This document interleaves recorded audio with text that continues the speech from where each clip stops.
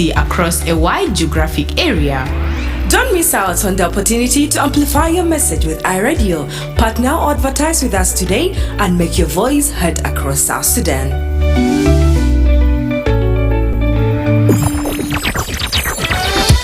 Welcome to the Sundown Show.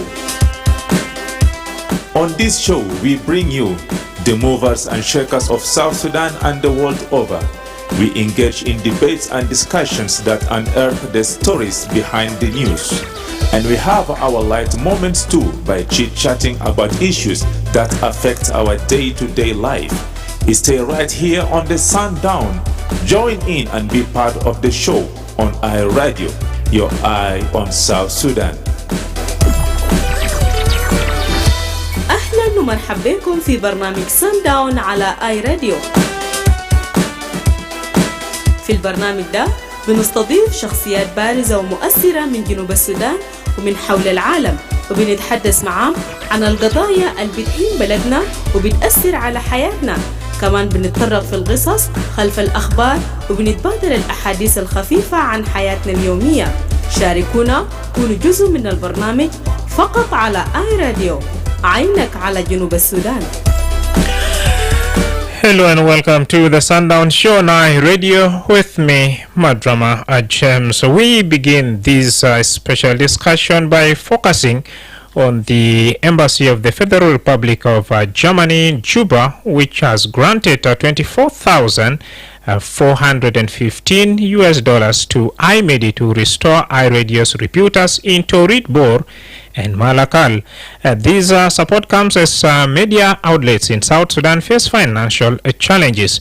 The project includes solar-powered repeater sites for 24/7 broadcasting and new digital media equipment. To shed more light on this, I'm joined live in the studio by Stephen Omiri, CEO of iMedia. Good to have you. And what does this particular support mean to an organization like iMedia, iRadio? Thank you so much, Madrama James. I think to me this is great news to our listeners in Bor, our listeners is in Torit that have been really missing the president of iRadio in Torit, for particularly because we started with Torit, and our listeners in Malakal. That's part of the Upper Nile. So it is important in the time that we are in currently is information is power. There's nothing that is more powerful than you being an informed citizen.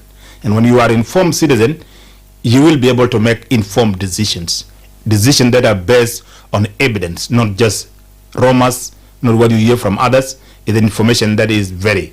So when you have a radio station like iRadio that is very credible in terms of the journalists like you who spend your time every single day to look for news and be able to disseminate that news to the listener.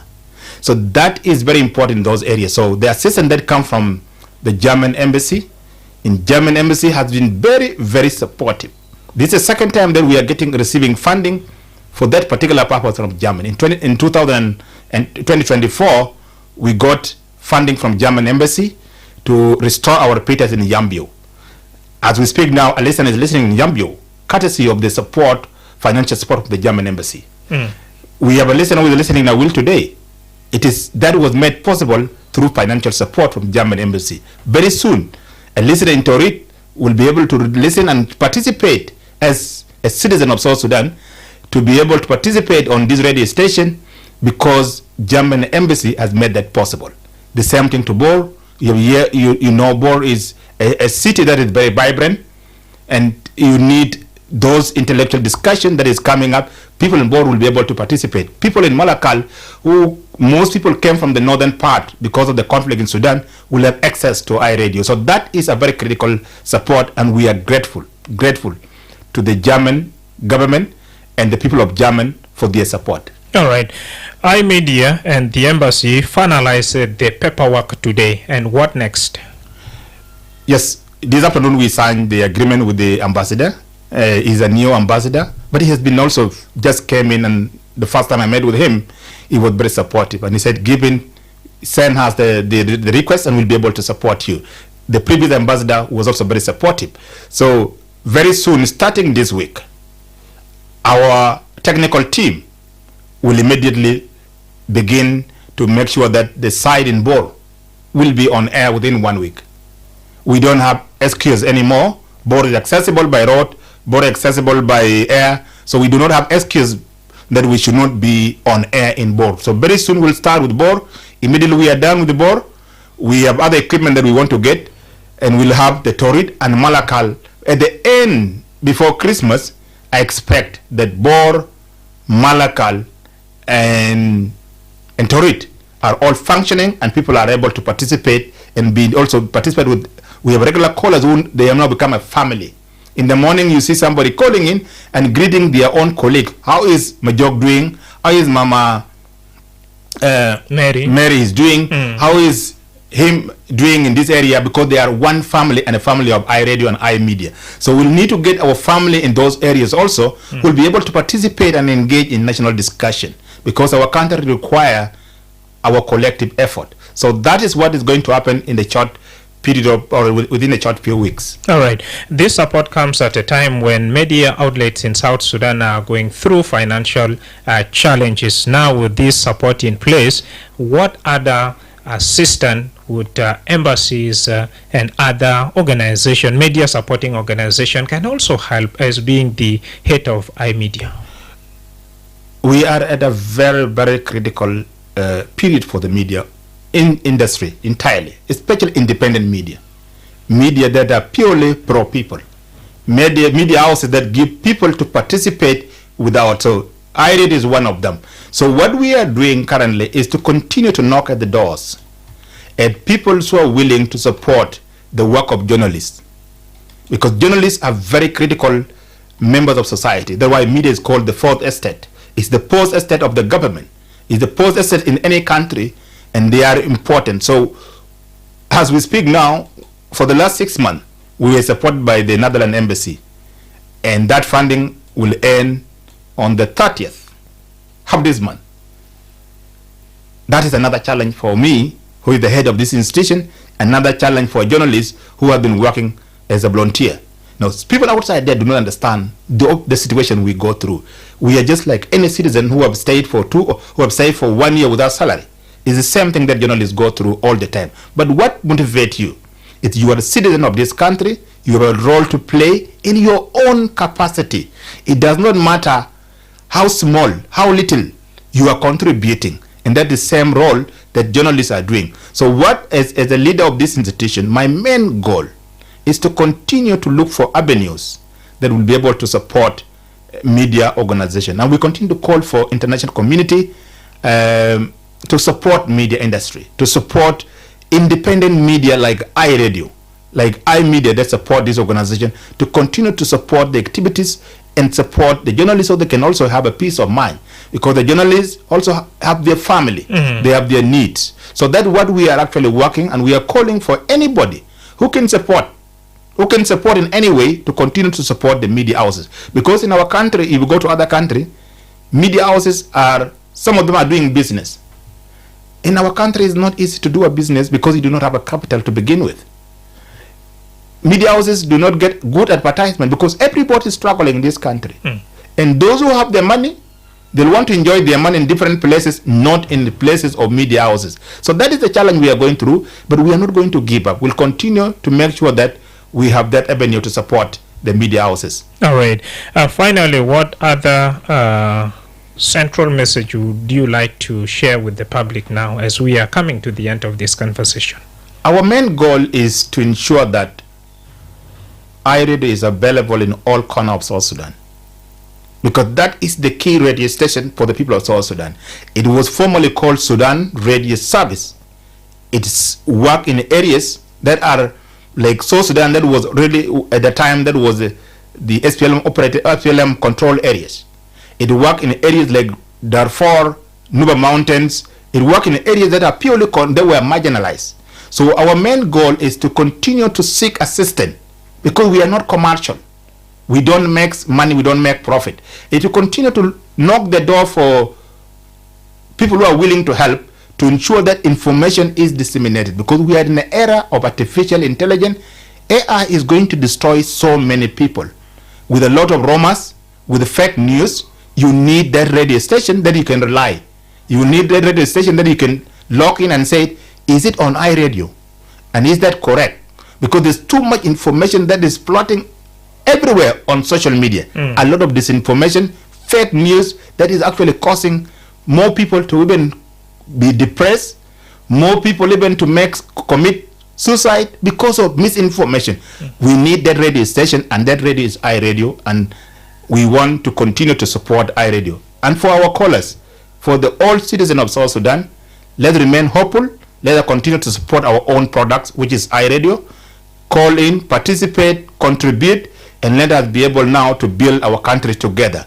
We can only be successful if we are united. We can only be successful if we work as a team. No single person can make a difference if you are working independently. But if you're working as a team, you will be able now collectively to be able to improve the situation that we are in. And thank you. Executive Officer of iMedia, Stephen Omiri, sharing a light on this important donation by the Federal Republic of German on the roles of independent media and in South Sudan and how it can be strengthened to inform citizens and participate ahead of a very important event, which is the election in the country. Thank you so much for joining us, and we appreciate your time. Thank you.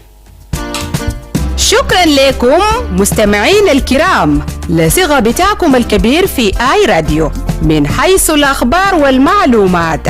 صغة بتاعك في آي راديو ذات من صغة الصحفيين عشان يلتزموا بنشر أخبار وبرامج الموزونة، ذات مصداقية للإعلام والتصغيف والترفيه. نتيجة للكلام ده وصل عدد متابعين آي راديو لأكثر من 17 مليون نفر في فيسبوك حسب مقاييس فيسبوك في السنوات الثلاث الفات، عدد أكبر من عدد سكان جنوب السودان. وللحصول على تحليل إخباري مفصل قم بزيارة موقع آي راديو الإلكتروني www.iradio.org. اشترك أو اعمل إعجاب بقناة آي راديو على يوتيوب عشان تحصل لأحدث مقاطع فيديو الجديدة عندنا. آي راديو أين تكون في جنوب السودان.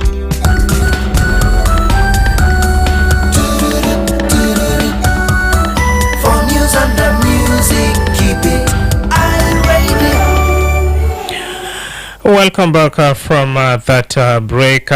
From the first session, we turn our focus to South Sudan economy, a top topic that continues to affect every citizen, from market traders to government officials. The country is grappling with persistent economic challenges. The national budget for the 2025-2026 fiscal year is yet to be passed.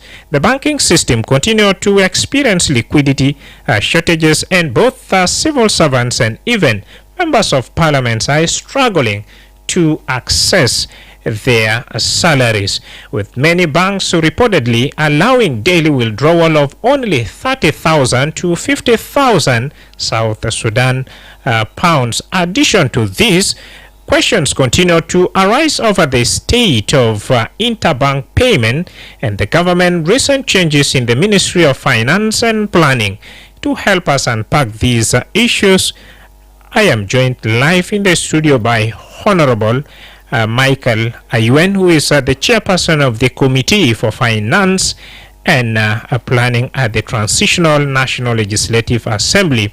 Honorable Ayuen has been engaging with the banking sector and key financial institutions to understand the causes of the ongoing crisis and what can be done to stabilize the economy. And it's good to have you, Honorable, in the studio with me. And welcome to Sundown Show on iRadio with me, Madrama James. Yeah, thank you, Madrama James, for having received me at this very important hour. All right. Yeah. Okay, Honorable, first thing first, you have been engaging with the banking sector recently. What's your general assessment of the current economic situation in the country? From my engagement with the banking system, has actually been was actually necessitated by the challenges that are being felt by the stakeholders in the economic sector, but primarily by the workforce, especially those that are working and cannot access their salaries or their incentives. salaries. And every 24th of every month, we receive letters from the Ministry of Finance, on Announcing. social media, announcing that salary is released. And then we wonder when the individual goes to the bank and they are told that, sorry, there is no money, or otherwise they are regulated to be collecting between 20 to 100,000 per withdrawal, and sometimes others end up lining up. So we had to actually initiate an engagement with the banks, including the central bank, and so that's what initiated it. So, And what were some of the key resolution arrived at after all the assessments? as Parliament, or as the As a Parliament. as Parliament and as the Committee on Finance, what we do is an oversight, and in rolling out our oversight duty, we follow up on what is supposed to be done by the institution as per the law, and one of which, of course, is the rollout of Chapter 1, which is the salaries. And so when we summoned the Governor Central Bank and his team, the resolutions were that there is an initiative or an effort to stabilize the liquidity crisis, the absence of cash in the hands or in the market, for that matter. And we were assured of two strategies. One was the long-term strategy, which has necessitated a formation of a team, a committee, according to the Governor Central Bank. Formation of a team to study best practices around the world and be able to draw a way forward on what step we can take as a nation to address the liquidity crisis. But the short-term one was actually to inject in more money, by way of printing, to stabilize the liquidity crisis in the short term, as we wait for the long-term solution. All right. You are the chairperson for Finance and Committee.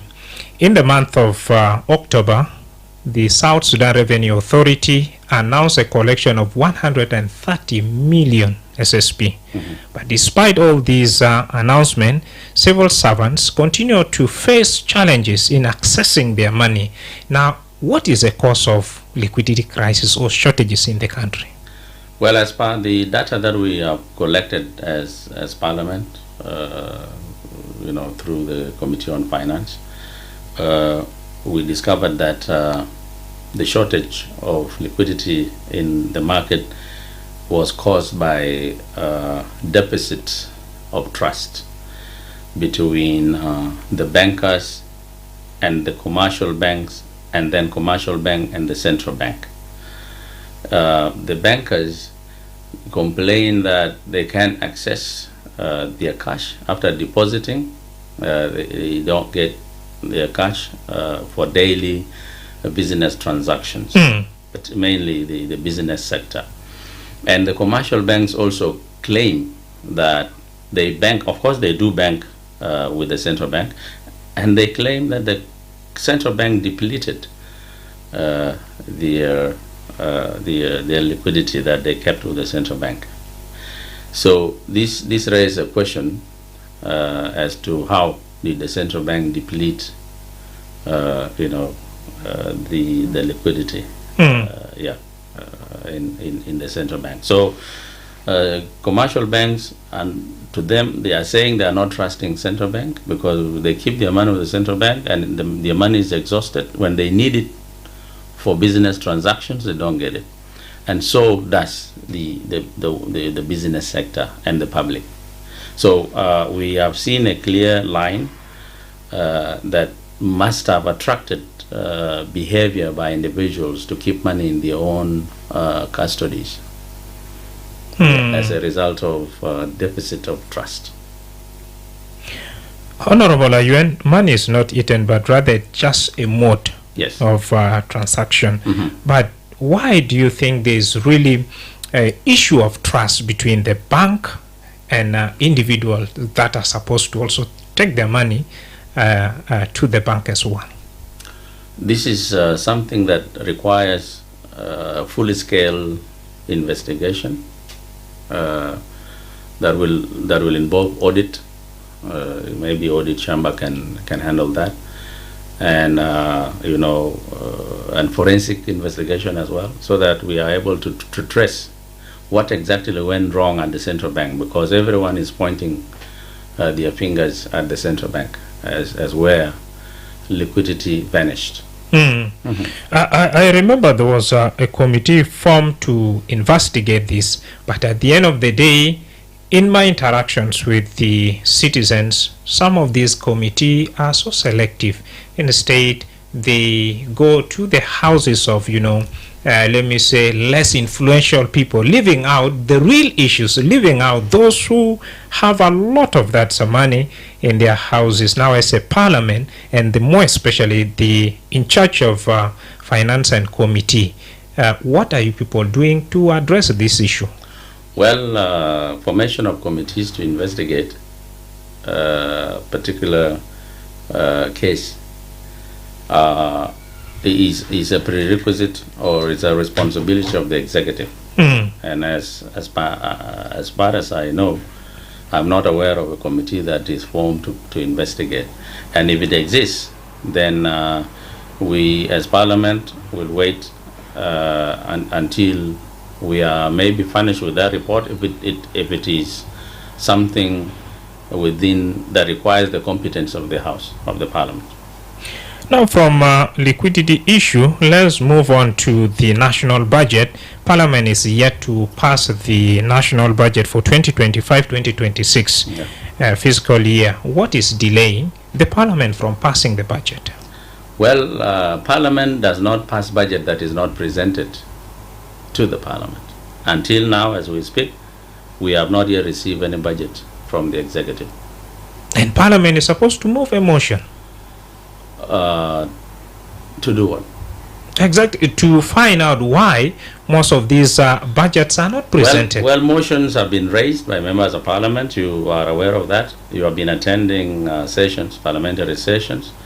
Parliament was at some point able to summon the Minister of Finance and the Governor of Central Bank, but they have not turned up until the first minister was fired.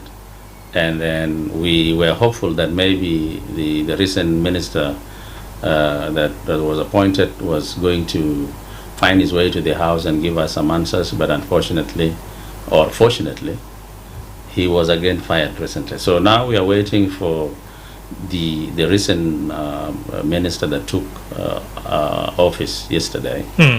Barnaba. Yeah, and then we will be able to get some answers from him if he comes to the House, because that's where, it's only in the House that parliamentarians express themselves.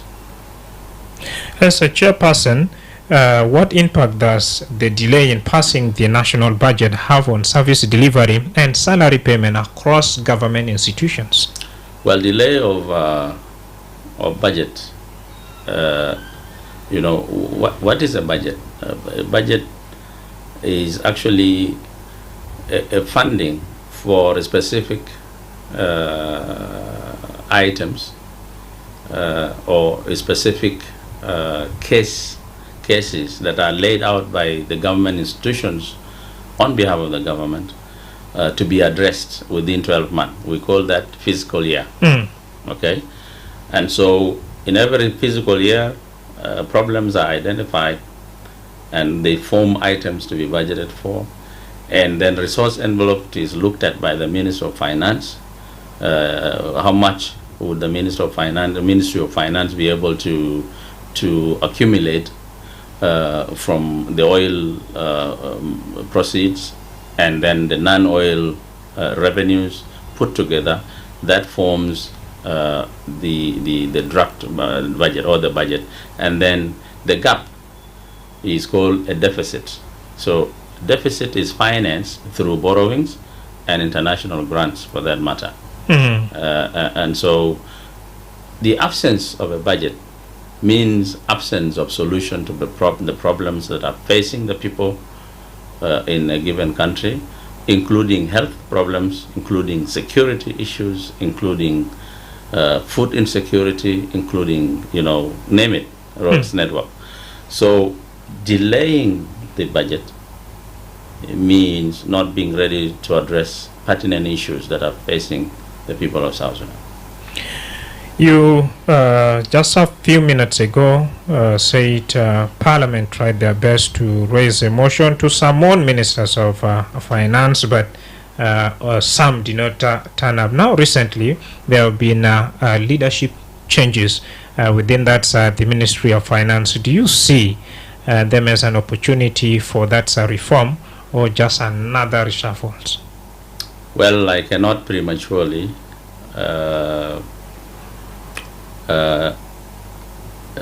judge, because I have, when the current incoming minister was a minister of finance, I was in charge of defense committee. And from my experience and with him interacting with Parliament, there was an element of positivity. But then the executive understands far better how they fell short of certain things. So he got his way out by then, and the leadership of this country thought it wise and necessary to get him back. So I am optimistic that maybe there will be a way forward, because what I personally believe, as Michael, is that challenges are opportunities that shape us so that we are promoted to the next level. So maybe if there were some challenges that he faced when he was a Minister of Finance, his coming back will mean he's coming back as a well-shaped and perfect person for the job. So we have to be hopeful to see actions. It's still on reform. We have seen some other initiative from the finance sector, more especially the central bank and the Ministry of Finance as well. How is Parliament engaging the central bank to improve that the interbank payment system and ensure smoother transactions between institutions? This issue of that cash liquidity or liquidity crisis we talked of, and people cannot also access their salaries now. How is the Parliament engaging with the central bank to improve, such kind of transactions? Well, our position as Parliament was that introduction of cashless transactions, which is, transacting without necessarily cashing money. For us to seal the ring, it has to be comprehensive, where the consumer, has the same data. The same system.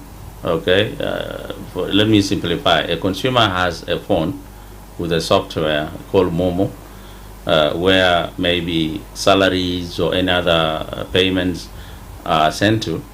Then the consumer now has to have access, has to make sure that when he or she goes to the shop, then a shopkeeper has the same system, so that a consumer takes a bag of maize or a bag of sugar and wire money through Momo to the shopkeeper's phone. And then shopkeeper must also have this, the ability and access to directly deposit money from his phone to his account with a given commercial bank. And then the commercial banks, all right, when the shopkeeper for that matter. I'm simplifying it.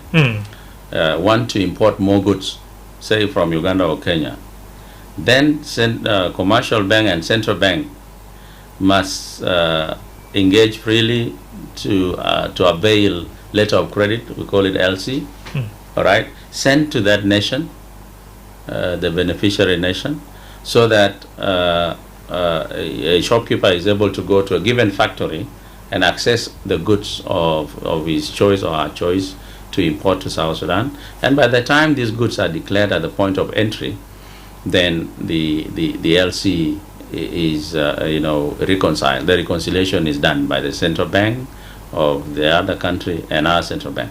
So if we are able to achieve that, there will be no problem.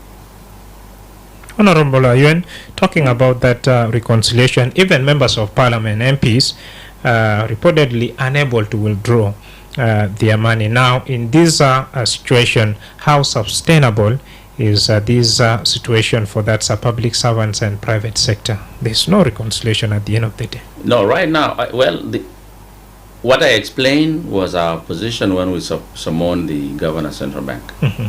And then he explained to us how we could move from cash to cashless.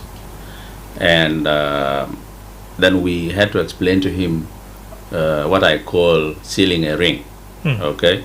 The trend that I explained to you earlier on. If our central bank is unable to make sure that from the point of wanting to buy, and then to the point of importing goods, there is no demand for cash. If they don't make sure that happens at all these levels, then the system they claim will not be achieved. So we explained to the governor what we think would be right, and we expect that the governor, with what you explain on what they call interbanks transaction, we hope that he's actually doing exactly that, so that we achieve harmony. Otherwise, the current existing situation is traumatizing, is heartbreaking. I have a member of my committee, a very elderly person, who went to the hospital and he could not, manage to pay a bill of 50,000 SSP simply because he could not access his salary from his bank account. Okay, and I had to chip in and get for him, the medicine that was required. Myself, I can't access money in my bank account. And what is that money? Actually, the highest, I think, according to the current emoluments that are hit by inflation, the highest paid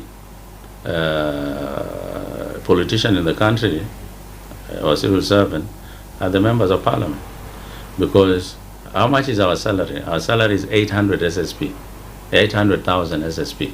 So when you subtract PIT and you subtract the party's percentage, a member of parliament remains with roughly between 600 and 570,000, which is less than $100 now in the market.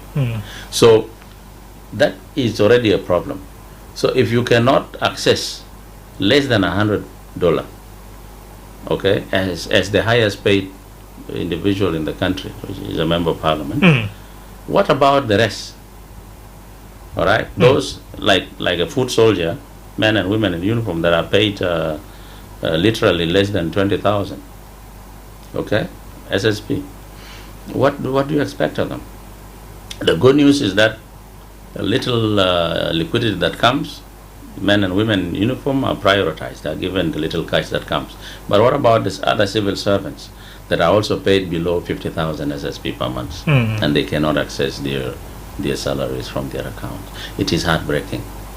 Okay. Honorable, we have seen the rest of the world. They have adopted the system of that cashless, but it's working. So in terms of the policies, infrastructure, human resource, in your own observation, do you think South Sudan is really ready to adopt this cashless system? Well, every step at a time requires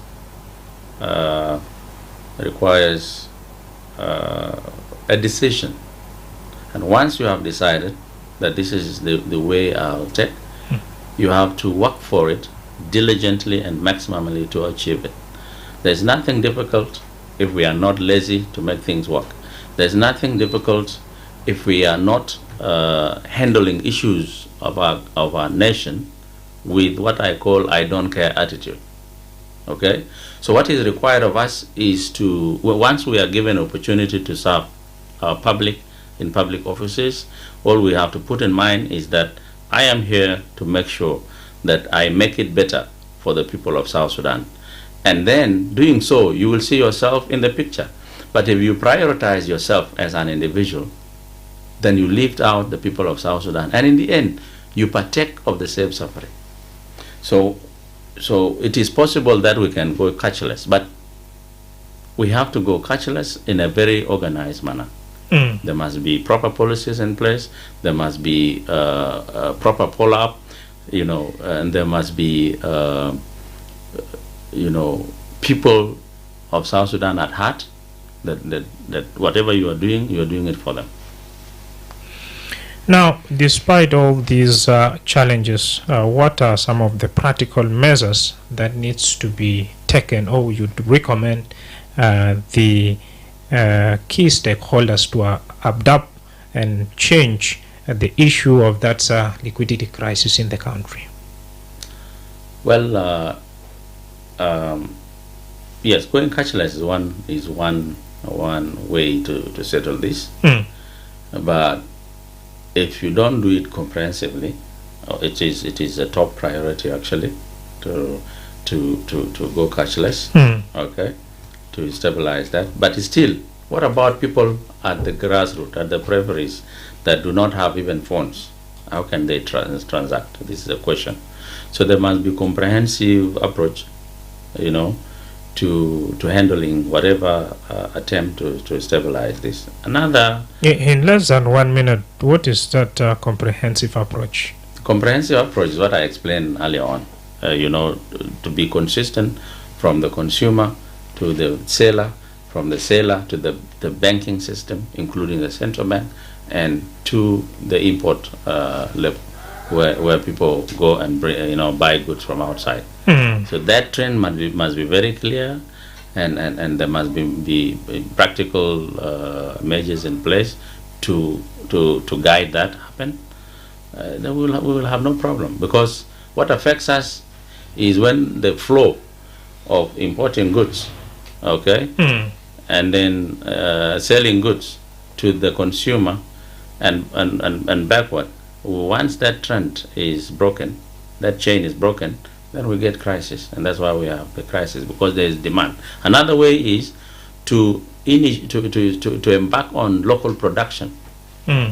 Okay, when we have our food produced in the country, when we have a few other things produced in the country, it will reduce on the demands of import, and therefore the demand for money will go down. Now as we speak, dollar has become the #1 commodity in the market. Why? Because everyone wants to at least import something, and if you want to import something, then you have to hunt for dollar.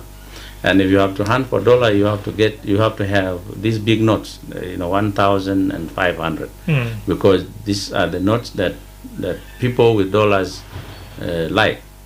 All right. So it is even contributing to the absence of liquidity in the market, because those who trade in dollars tend to keep these big notes in their houses, because when they bank with the banking system, and because of the deficit of trust, as explained earlier, all right, they end up not getting that money back. So what do? They choose to keep it, so that anytime somebody comes with a dollar, they're able to have their hands on, So once the demand is lowered through production, it will also help stabilizing the liquidity crisis.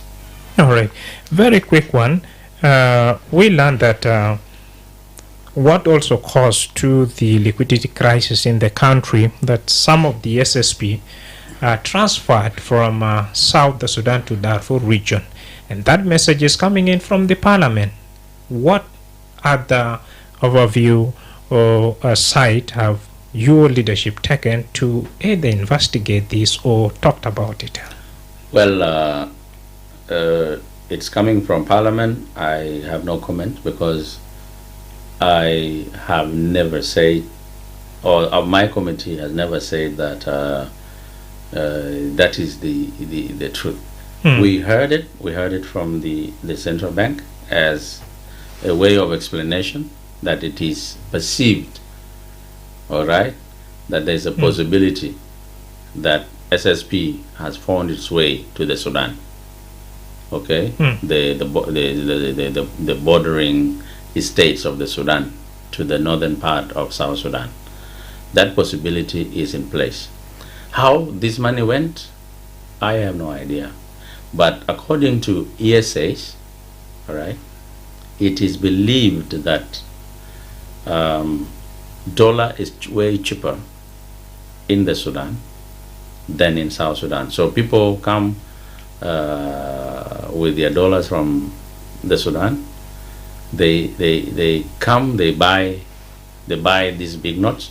They go back and get dollar cheaply, come back again, sell the dollar in the market expensively, okay, scoop the big notes, and they go back. So I think it is through what we call trade. People have, as I said earlier on, the dollar has become the number one commodity in the market. This could be one of the factors that have led to that. All right. Yeah. Dear listener, if in case you've just joined us, you're listening to the Sundown Show on iRadio with me, Madrama James, and I'm joined live in the studio by Honorable Michael Ayuen, Chairperson of the Committee for Finance and Planning, and we are talking about the economic situation in the country, national budget, and reforms taken by the financial institutions to create change. To share your question with us, visit our Facebook page or else call us on 091122 986 986 after this commercial break. في سنة 2025 سلطة إيرادات جنوب السودان بدأ فصل جديد في تاريخه الاقتصادي. قروش الليموت إيرادات الشهري كان مسهل، وصل ل 130 مليار جنيه جنوب سوداني، ونجاح ده برجال للتحول الإلكتروني أو الرقمي. برنامج المعروف بإي جوفمنت اللي كان عملوه في مستوى البلد كله في سنة 2021 الطوروا شغل الخدمة العامة البقى حديث، وعززوا أنظمة بيانات وسيبوا لمتقروش تإيرادات أسرع وآمن وأكثر شفافية. الليلة حالات فساد ناقصوا وكفاءة زيدوا، وكل دفع أو تحويل الإلكتروني يشيلوا بلدنا أو أمتنا تجاه استقرار وازدهار لناس كله. سلطة الإيرادات جنوب السودان بينادي كل الهيئات الحكومية وشركاء التنمية والمواطنين عشان هم بيستعجلوا ومن بيشتغل نحو التحول الإلكتروني الكامل. سوا من خلال التحول الإلكتروني والتعاون جنوب السودان بيقدم لقدام، بيكون أقوى وأكثر شفافية وكمان أكثر اتحاد من أجل التقدم. سلطة الإيرادات في جنوب السودان، رقمنة الإيرادات ودفع عجلة التنمية.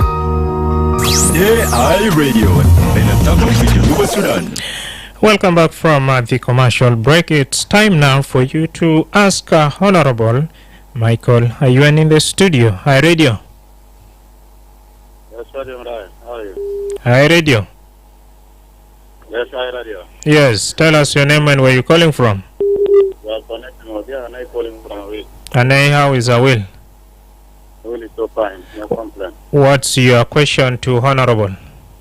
When I see from this, our leaders have lost their vision.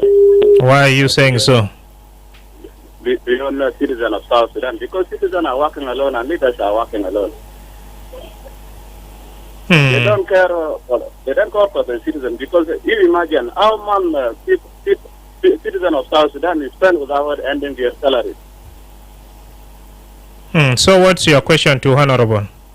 So my question to Honorable, I want to ask them, how do you think the citizen of South Sudan will focus on country activities while they don't have salaries. That's question number one. Number two, you said you don't have salaries while your vehicles are working. You send your children to other country and you pay their school fees. Where did you get that money while you don't pay the citizen of South Sudan? All right. Thank you so much, Ane, for asking those two questions. Hi, Radio. Madrama Jamat. Ustaz Atolfuk. Absolutely, this is me. Yes, because of time, your quick question to Honorable. I'm quick. أنا بسلم وأنا بسلم honorable. شكرا. honorable أنا مبسوط منك عشان أنت جيت في الاستوديو. والفيديو ده ياو برلمان بتاع المواطنين بتاع جنوب السودان والسيتيزن بتاع جنوب السودان. ما عندنا برلمان، ما عندنا زول، لو عندنا حاجة يعني دارين من الحكومة ما نلقى الفرصة عشان نتكلم ما ينتكم زي الناس البرلمان وناس القصر الجمهوري. ألا لا أنتم عندك لجنة عندك شكل فوق ده اللجنة بتاعك أنت بتأكد يعني عندك نجاح في اللجنة أنت قاعد فوق ده عندك نجاح في كان زمن الرئيس عينك عشان أنت قاعد في هنا ده في اللجنة. الاثنين أننا جنوبين الله واقف معنا عشان أننا بقى دولة لكن بطريقة بتاع سلطة عشان زول بعينه الليلة وبكرة لو في شرموني بتاعه بقول أنا بعمل كده وبعد 3 يوم ما في حاجة. وانتم من البرلمان انتم قاعدين في البرلمان لو زول زي الوزير وكوميشنر ونظر ثاني زي الجفرنر انتم مسؤول بهم. لو في زول عمل خطأ ما في يوم واحد عشان الناس البرلمان عمل شكوى وشكوى ده يعني يكون نظيف شالوا الزول ده في السلطة في المكان بتاعهم. إلا الرئيس بيشيل زول عشان الرئيس يعني شعب حاجة يعني يكون بطل الزول ده ما ماشي ما هو.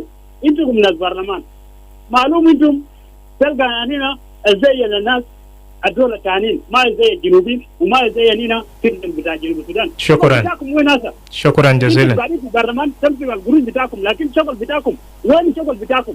انا سنين ده عملت لي 11 لكاد يوم وليله شغل بتاعكم وين؟ نعم. الزول جاء في الزياره في القائد بتاعهم في الدائره بتاعهم لكن الدائره انت جيت فوق ده الشغل بتاعك وين هسه؟ نعم شكرا. خطيت مدخل في الدائره انت جيت فوقه ولا شارك؟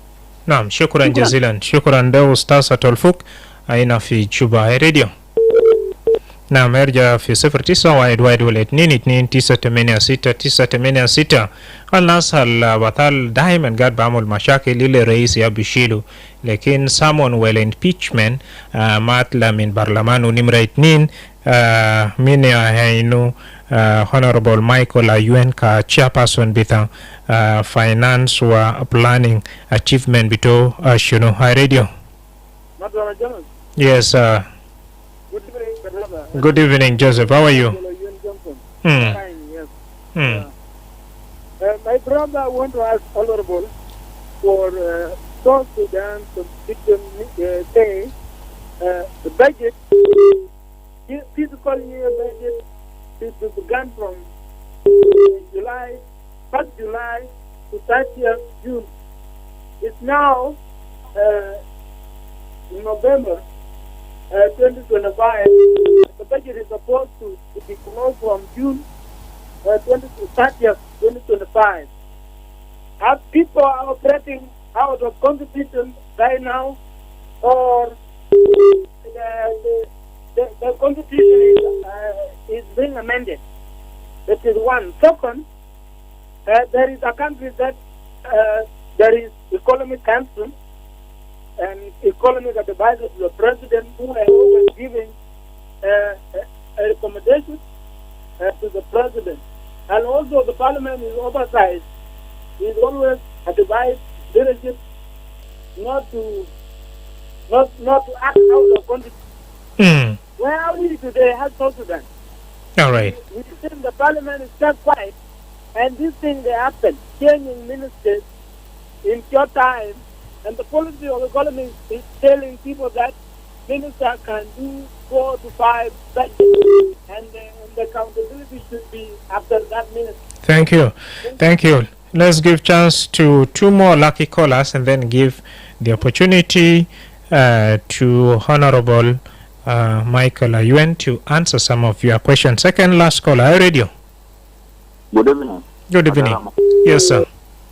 This is Wilson Mayor here in Juba. Welcome, Wilson. First of all, I salute Honorable Ayuen, and I would want to actually ask a question.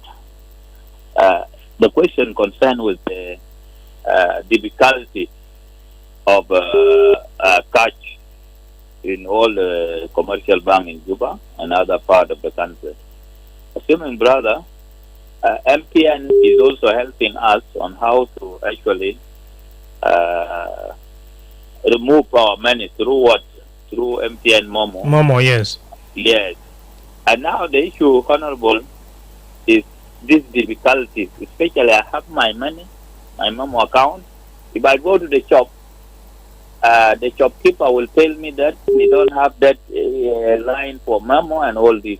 If I go to the hospital, you have already explained before. Why is it very difficult for the parliament to actually order all the commercial activities, especially traders in Juba, whether hospitals, schools, so that they accept the payments of Momo? Why is it very difficult? Because I'm suggesting that if we want to encourage this digital payment, we have also to do other policies like this issue of Momo. Especially now, I have my money. I've withdrawn my money from my account, equity account to Momo account. But there are difficulties. If I go to the shop, the shopkeeper does not have Momo, or they don't use that one for selling the item. Why is it difficult, Honorable? All right. Thank you, Wilson. Thank you very much, Wilson. I read you. Now, if you are calling, please move far away from your radio. I read you. Hello. Aywa. Mr. Mr. Al-Nur. This is Mr. Lawrence Kijubahina. Marhab Lawrence. Akandara Asal Honorable, Malaysia Honorable, Kandar Nasalit. Ita mugi fikira sakira le private and system umurgi shikef. Askeri ndi jana. Jaita fi barlamani nas. Taki fikir nas zela sakir del umurgi shi biya teriga. Ya kuma nufutu madar yalle kelagara wala kada kunu tile baden wala keda jama. Ketu mushufu nas del. Indu yalle zetu bardu. Ita fi barlamani nak ita mahiya sakir shar وأصير months almost 9 months with that £1 إنه يا جماعة. شكرا. كنا لورنس لهذه المستمعين في كل محل. أنا بقول شكرا لني ني درار قال ناس الكثار ولا ناس المسؤولين بيجي في السلطة تبيلقون بكوتو interest بتومون أول ما interest بتا public ويلا نمرتنين لو برلمان قال برو كمان من ما قاعد بصرف في جزء منه عنده V8 و V8 ده بيجين يعني 12 hours شغال تيب جروزة بدا شغال جروزة بدا من قال قوين. شكرا. أول نشيله فاصل يلا بعد فاصل أنا بيمشي في عناوين بتاع أخبار دوان نرجع بمعنى أنا بودي فرصة لهونوربل عشان كيف يجاوبوا سؤال بتاعكم واحد نشيل آخر مخالمة. راديو نعم. أنا بس در ودي فرصة لمقالمة كده يلا بعدك أنا توال بي جا في عناوين بتاع أخبار 09 وايد ولا 22 986 هاي راديو. Hello. أيوة. كيف ما بطل منو دار من وين؟ من يوم دي كان دار في جوا. من يوم دي مرحب. أنا بقول طبعا بقول إنه في ناس كذا قروش في بيوتهم. نعم من يوم قدم هو صعب عشان إنه حكومة يلم القروش دين يدفع قروش جديد ويعلن للناس عشان إنه أي دولة يجي غير قروش ده عشان إنه يعرفون ده إنه كذا بيوت قروش في بيوتهم. نعم شكرا. Shukran Manyongdit. Now, dear listener, up to here, we have come to the end of the first hour. Let's head out for the news headline, and we will come back to give chance to Honorable to answer some of your good questions. It's a Baghdad Diamond Wenisuma iRadio على نمرة تليفون 0911 أو تبيرسل رسالة على نمرة 0913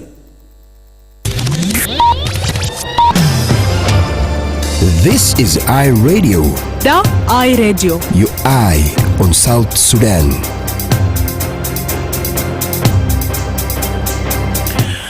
Hello, I am Madrama James. It's 5 o'clock time for iRadio News Headline. A look at what's coming up at 7 o'clock in the news bulletin.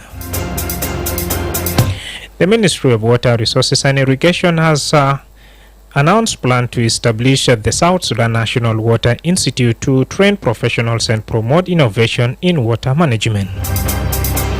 The chairperson of the Civil Society Organization Network in Lake State has called on President Salva Kiir to consider appointing women to lead the Ministry of Finance and Planning, saying years of male dominance in the ministry have led to corruption and economic hardship.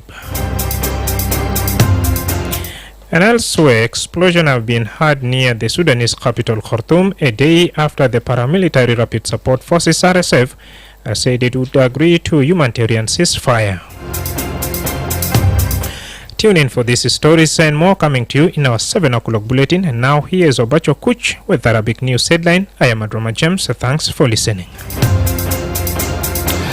أهلا ومرحبا بمستمعي آي راديو دانا والأخبار وتفاصيل حيجيكم في نشر مفصل في الساعة 7:30. أعلن وزارة الموارد المائية والري عن خطط لإنشاء المعهد الوطني للمياه في جنوب السودان لتدريب المحنين وتعزيز ابتكار في إدارة المياه. ودعا رئيس شبكة منظمة المجتمع المدني في ولاية البحيرة الرئيس الفاكر النظر في تعيين النساء لقيادة وزارة المالية والتخطيط مشيرا إلى سنوات من حيمنة الرجال الوزارة أدت إلى الفساد والصعوبات الاقتصادية. وقدمت السفارة الألمانية في جوبا منحة قدره 24,415 دولار أمريكيا لإذاعة آي راديو لدعم محطات البث التابعة لها في 3 ولايات. الأخبار ده وأنا مدوح حيجيكم في نشر مفصل في الساعة 7:30 وأنا كنت معكم أوباجيكو الشقا وبرجع للزميل مضربة جميس لمواصلة برنامج سان داون. إحنا كلنا جنوبيين سودانيين ما مهم منو جاي من وين، إحنا محتاجين نحترم بعض وندعم بعض لأنه إحنا واحد. إحنا كلنا بشر كسودانيين جنوبيين بنستحق عشان نعيش بالسلام، نستحمل بعض ونصالح خلافاتنا ونعيش بالسلام. ذا رسالة تسامح والتعايش السلمي بيجيك من آي راديو هناك في جنوب السودان. A warm welcome back from the news headline. It's time now for us to give this humble opportunity to Honorable Michael Ayuen to answer some of your good questions. So, Honorable, over to you. Thank you so much, my brother. To begin with, there was a question from Mr. Ane calling in from a will, which started with his expression, personal expression that leaders have lost vision in South Sudan, and he went as far as saying that no care for citizen anymore. And then he generated a question that how will citizen focus on serving the country, the nation, without salaries? And then he further explained that government officials get salaries including fuel. I want to let Anay know that I cannot comment on whether the government officials are lost vision or they haven't lost vision, because this is a question that requires the leadership to answer. It is his personal opinion. I cannot condemn him or say yes, he's right on that, but I have no comment. The only thing I can say to Anay is that the question that how can citizens focus on serving the nation without salaries, and which is repeated down by subsequent other callers, that civil servants have gone for over 9 months without salaries. What I can tell Anay is that it is not only civil servants that went for 9 months without salaries. And thank God, Anay, you have gone only for 9 months. Parliament, for the whole of 2023 until beginning of 2024, went for 13 months without salaries. And how are MPs surviving? That is the question. MPs are surviving just the same way that Mr. Anay and other civil servants are surviving. And it is a miracle to South Sudanese. Okay? Because some of our partners ask that how do you make a living without salaries? It has been a situation in the country. Previously, government, the whole government sector, civil servants, went for a long time without salaries. But then when Agak Achul came in, he was able to bridge the gap. He managed to pay arrears as well as, until he brought the civil service back on feet. We were, the whole government was able to receive salaries on time. But then when he was changed and another minister came in, things fall apart and we went back to square one. All right. So one of the ministers had a challenge, to an extent that he could not pay salaries for the whole year, 13 months. And as we speak now, we as Parliament have arrears in the last year budget of salaries, Chapter 1. What is mind-blowing, though, is that when we went through, as Parliament, we went through the expenditure reports that were presented by the Ministry of Finance in the year 2024. All right, as the expenditure report of 2023-2024 fiscal year budget, we discovered that the government had spent more than 100% of the budget of that fiscal year. And without salary, Guru Sherawen. And السؤال اللي سألناه ذاته لوزير كان قلنا أو لوزارة مالية ولا حكومة ككل قلنا إذا لو لقيتوا قدرتوا to spend more than 100% أكتر من 100% بتاعت budget كان بتاع السنة ده ليه شابتر 1 طبعا السالري ده ما هي ياو شابتر 1 بتاعت البادجت and budget is a law budget ده قانون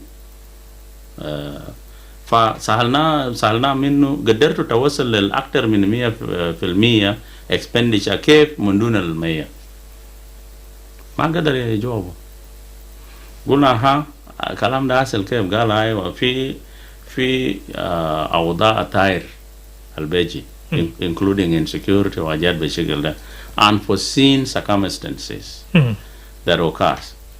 So when such situations arise, okay, they are prioritized. And hence, simply because there's no money in the country, the what was budgeted for goes for such unforeseen circumstances. That was the explanation, Mr. Anay, from the Ministry of Finance. And for your information, Al-Barlaman, Shogol Bita Barlaman, they oversight. The work of Parliament is an oversight over the executive. But the arm of government that is charged with the responsibility of running of running a country is the executive. Executive, الو executive بيقولوا شنو بعربي ما بعرف executive ده. في ناس فوق وزراء وفوق رئاسة وفوق ديل مسؤولين بال day to day running of government of the country. نحن we are a law making arm, okay, which is parliament, and judiciary is a third arm that interpret the laws that we make. The executive executes, okay. So here executive was a mudir بتاعت الشركة, the manager كده. They are executive. So what we do is that we carry out our oversight function by following them up. مثلا لو كلامو قال okay البوليسي بتاع حكومة ده بإنه يكون health sector ده لازم يكون قوي ومعناه نموله في الفيزيكال year فلانية. معناته لو بجت جا برلمان لازم يأكد إنه قروش كفاية ماشي في health sector عشان ما الناس ما يكون ما يموت بأيان. نعم. مثلا أيانات البسيط زي ملاريا وشنو لو بوليس بتاع حكومة إنه this sicknesses must be eradicated, and then the parliament makes sure that priority is given to those and sufficient fund is allocated to that sector. So هنا دما يعني عشان أجاوبك سؤال إنه ليه يكون ما في مياه ده سؤال كلنا بنسأل بي أنا ذاته نحن في برلمان بنسأل مياه ليه يكون ما في والمياه ده شابتر 1 لو ما في حاجة كله في دولة معناه ما يكون فيه. نعم سهري بس كده قبلت ما جواب سؤال نمرة 2 لأنه إنه بجت بتاع 2023 ل 24 يعني ما بالذات في نهاية بتاع مرتبات ولا سالاريز ما دفعوا كله كمان من 24 ل 25 سالاريز كمان ما دفعوا كله لكن من زمان بالذات إنه na vice president naibu rais Bolmel وهلنو يوم 24 في كل شهر alienta بيلقى وزارة مالية بقول قروش شهر 10 دفع معنا ناس ماشيين في شهر 11 ثي باقي سباد الوصول الفادو الوارا داك إتوم كبرلمان توم جير بحثا لو حال بدفع ولا ما بدفع ولا ناس بعد chapter جديد. Well, His Excellency Vice President Dr. Bolmel was appointed when Parliament was on recess. Okay, and I appreciate him to have felt concerned that non-payment of salaries was a key issue that needed attention. Okay, and he went as far as giving directives that every 24th of every month salaries must be paid. And yes, that has been happening according to the letters that we see being posted by the Minister of Finance. The question is now the lack of liquidity. Alwo inu lamatemshi fil bank ita bitashu fi screen inu guruj bitak fi hisab. Lakini ashan telgao ya mshila. Ashan adam inaida liquidity alwo cash money. All right. So that tijawa hatasalat. Lakin what is happening with the arrears there is a question all of us are asking. We as Parliament, okay, ask when in fact, like for example, now that the budget is supposed to be coming, it is unfortunate that it has delayed. But once, if we had received the budget, then through the scrutiny of the budget, we would be asking pertinent questions, including what happened with the arrears. عشان أشور الفاد بيعملوا كيف. Now honorable وسط زمان تبقدر تيمو باقي سؤالات هنا. السؤال نمرة 2 الاسم بتاع حكي الصالة سؤال ما جاتو الفوق. I didn't catch it. لكن قال ما في فرصة there's no chance to interact with the people in charge, including the presidency. يعني الشعب ما عنده فرصة عشان يكون عنده فرصة يكلم مع leadership بتاع الدولة بخصوص الرئاسة. سؤال ده لأخوي أنا ما بقدر بجاوبه because أنا ما شغال في رئاسة، أنا شغال في برلمان، ونحن في برلمان نحن فاتحين الباب بتاعي بالذات فاتح لأي مواطن في أي وقت بجي.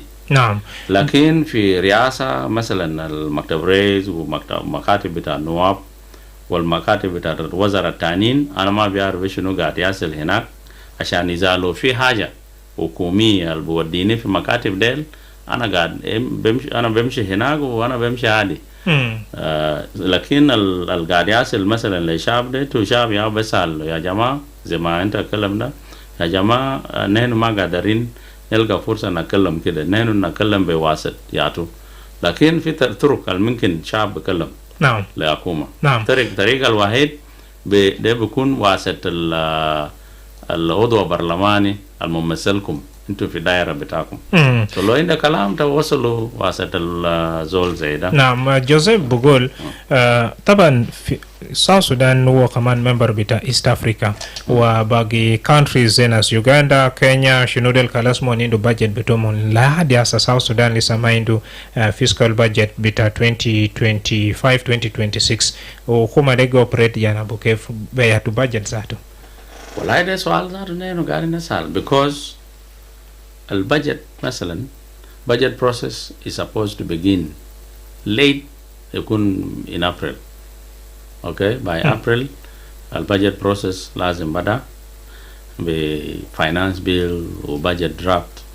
You know, interaction there occurs at the level of the spending agencies, the MDS, and then at the end the Minister of Finance file what they call now a draft budget and table it before the Council of Ministers, shared by the President, His Excellency the President. And once it is passed by the Council of Ministers, then it is now brought to the Parliament. Yeah, right. Okay. Yes. So we have had challenges over the years of late presentation of the budget in the House. But the worst is this year. Until now, we have not yet received the budget. It is only finance bill that was brought sometime around May, but it was clumsy. So when we summoned the Minister of Finance to explain why, he retrieved it back to the Minister of Finance that they were going to work on it and get it back to us. Until now, we have not yet received the finance bill, and so is it the same with the budget draft. But we have been hearing through essays that there is a possibility of convening extraordinary Council of Ministers sitting anytime soon, so that the budget is passed to the Parliament. Until now, there have been rumors in the public that budget is brought to the Parliament, but the Parliament has not yet passed it. No, we have not received any budget yet, but we are hopeful that it might come.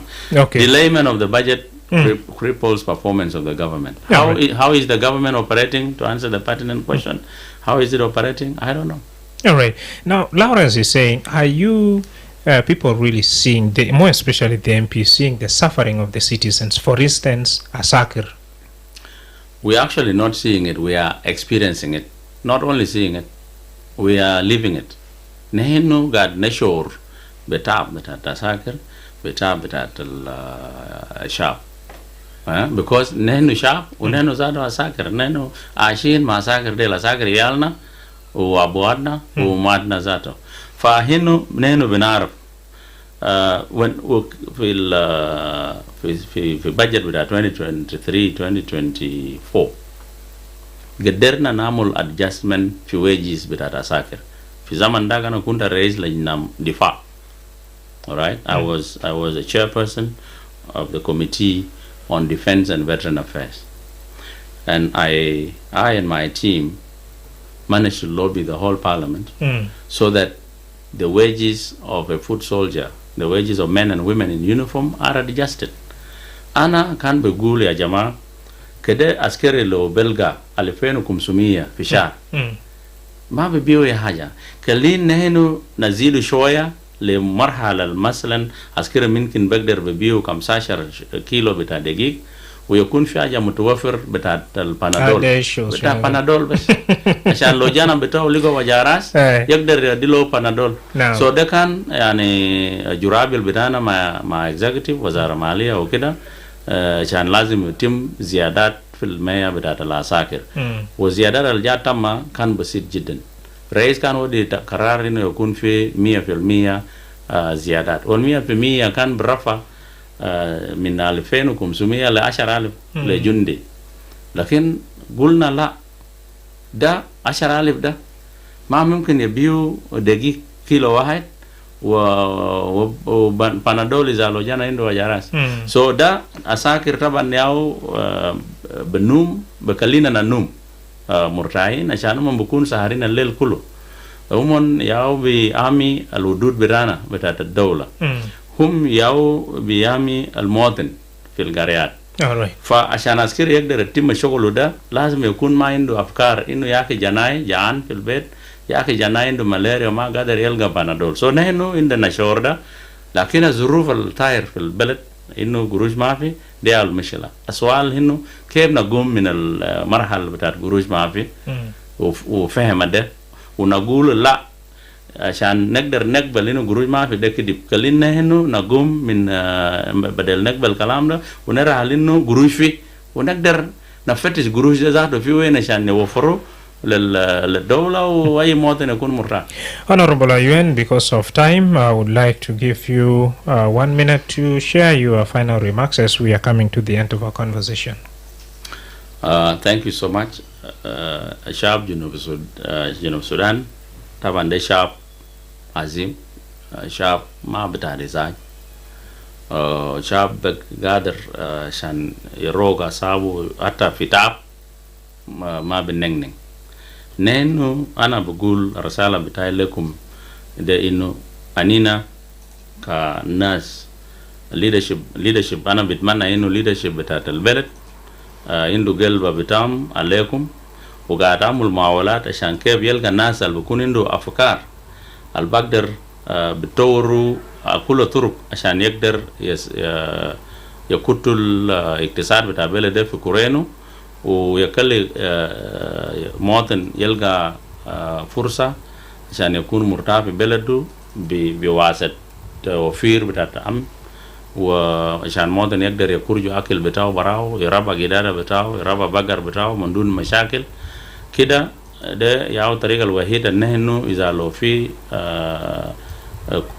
calm mindset إنه بقدر بربى بلد ده وكل زول بيكون مرتاح. الثاني أنا بقول لأي زول مثلا إذا لو في شغل بتاع الحكومة وعنده فرصة للتعفيز بتاع المال العام أولو يا جماعة إنه حتى لو بقى جنيه واحد كتو في محل بكلي أي مواطن جنوبي يشعر إنه هو عبره حاجة بسيط من الجنيه واحد ده. All right. Thank you very much, Honorable Michael Ayuen, and we look forward to see you here again. All right, dear listener, with that, allow me now to relieve that Honorable Ayuen from the studio, and we wish him all the best as he will be heading back. Thank you very much for your insight.